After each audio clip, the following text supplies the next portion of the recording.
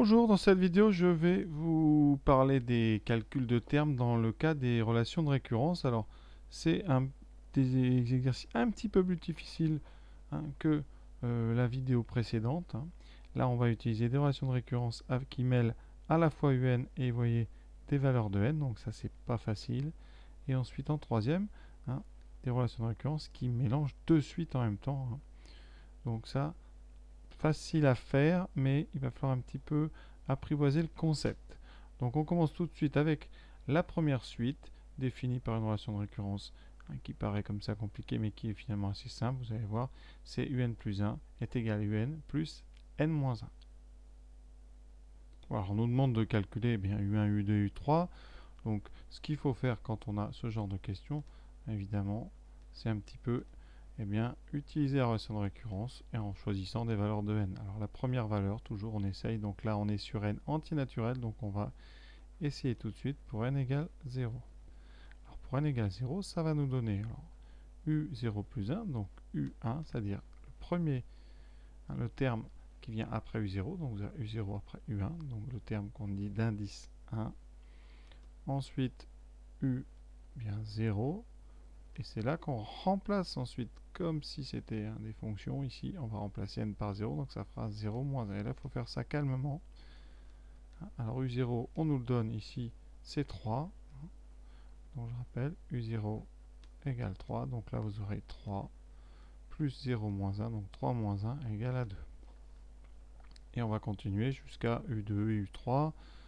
Donc maintenant, on écrit pour n égale 1, le suivant. On va avoir u1 plus 1, u2 égale à u1 plus, alors cette fois-ci on remplace plus par 0 mais n par 1, donc plus 1 moins 1, donc u1 c'est 2, plus 1 moins 1 plus 0, donc ça fait 2. Pour l'instant les deux premiers termes qu'on a calculés sont les mêmes, mais ça arrive très souvent, donc pas d'inquiétude. Et on continue pour n égale 2, ça va nous permettre de calculer u3, qui est donc u2 plus n-1, donc ici pour n égale 2, plus 2 moins 1. Et donc, u2 c'est 2, plus 2 moins 1 plus 1, donc égal à 3. Voilà, on a fini la première question. Alors si vous voulez, on peut essayer pour n égale 3, voir ce que ça donne. Donc ça fait u4 égale u3 plus 3 moins 1, qui donne donc 3, plus 2, 5. Vous voyez. Le suivant, u5, ça sera u4 plus 4 moins 1, pardon, plus 4 moins 1, donc 5, plus 3, qui donne 8. Et voilà, donc vous voyez, rien de difficile, surtout il faut faire ça calmement.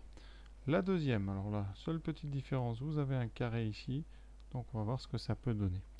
Alors là, c'est donc u de rang n plus 1 est égal à un avec un petit 2 ici. Donc souvent on écrit ça, c'est sous-entendu que c'est le terme général un qui est au carré. Plus 2n, sachant que le n ici s'appelle l'indice, et en haut c'est l'exposant. Voilà. Pour les exposants, ça correspond aux puissances. Et là, on a donc un plus 1 égale un au carré plus 2n, sachant qu'on démarre à u0 égale 2.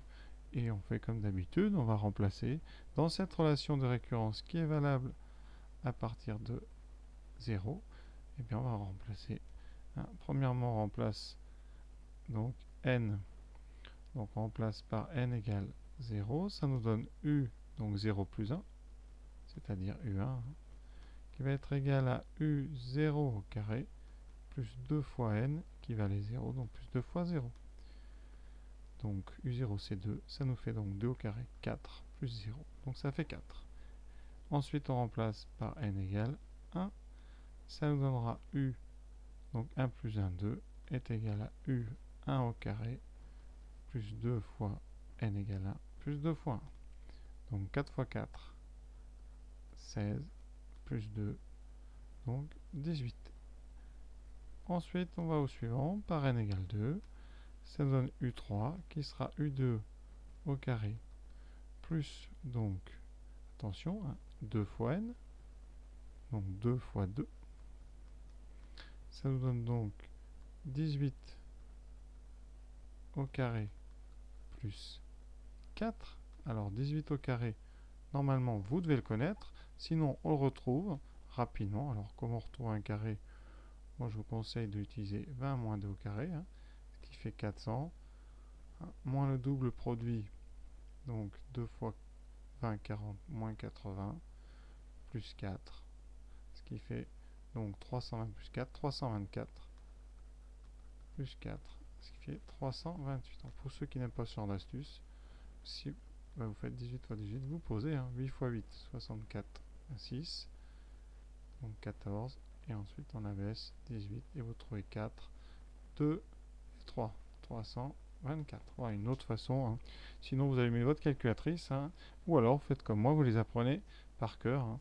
Il faut connaître ces carrés au moins jusqu'à 20, c'est quand même très souvent qu'on en a besoin. Voilà, là on va pas faire U4 parce qu'après les carrés de 328 sont moins intéressants à connaître par cœur, hein.